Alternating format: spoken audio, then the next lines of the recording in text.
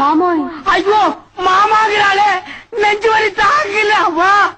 தங்கச்சி கவலைப்படாத, உன் குரலை கேட்ட உடனே மாப்பிள்ளை இன்ப அதிர்ச்சியில மயங்கி விழுந்துட்டாரு. குழந்தை பிறந்தா எல்லாம் சரியாகும். நீங்க பிறந்ததே தப்பு. உங்களுக்கு பெரியமாடு வா, போய் நல்ல போட்டோ 3 போட்டோ 3 போட்டோ எடுத்துக்கிட்டு வா.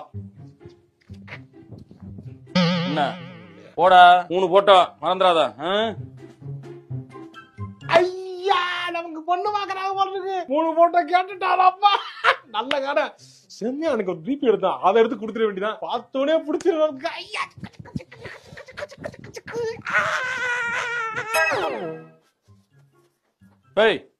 போட்டோ எடுத்துட்டு சொன்ன எங்கடா? எடுத்துட்டு வந்திருக்கேன் நானு. 3ல 4 போட்டோவா எடுத்து. திரும்ப மாடு என்ன அங்க என்ன திரும்பிக்கு இருக்க? கொண்டா 4ஐயும் கொடுங்க. என்னடா போட்டது? அதென்ன கழுத்து துளுக்கு பிடிச்ச மாதிரி அப்படி கொடுத்திருக்கியா? அது என்ன ஸ்டைல் மசர் வேறையா? ஏண்டா எதுக்கு போட்டோ எடுத்துட்டு வர சொன்னேன்னு நினைக்கிறேன்? நீ ஒரு வயசு பையன் கிட்ட போட்டோ நல்ல போட்டோவை குடுறான்னு கேட்டா என்ன அர்த்தமா இருக்கும்? இதெல்லாம் கேட்டு என்கிட்ட வெக்கப்பட வைக்காதீங்க. திரும்புப்பா நீ திரும்பு.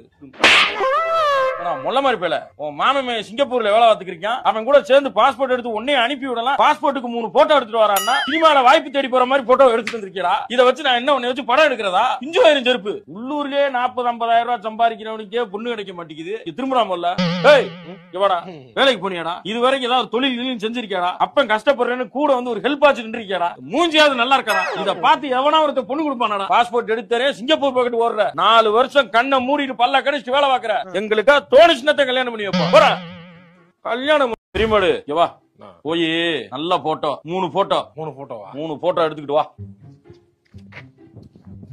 என்ன போடா? No, your money is my money and my money is my money.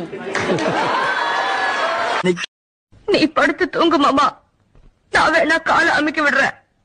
ஏண்டி நேத்து இப்படித்தான் தூங்கு மாமா நான் காலை அமைக்க விடுறேன்னு சொல்லி போட்டு நான் தூங்குனதுக்கு அப்புறம் என் சட்டப்பையில இருந்த 1000 ரூபாய் எடுத்துட்டு போயிட்டேன்.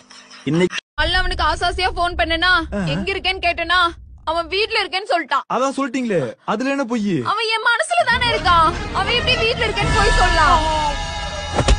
நீங்களே சொல்லுங்க அவன் இப்ப எங்க இருக்கான்னு.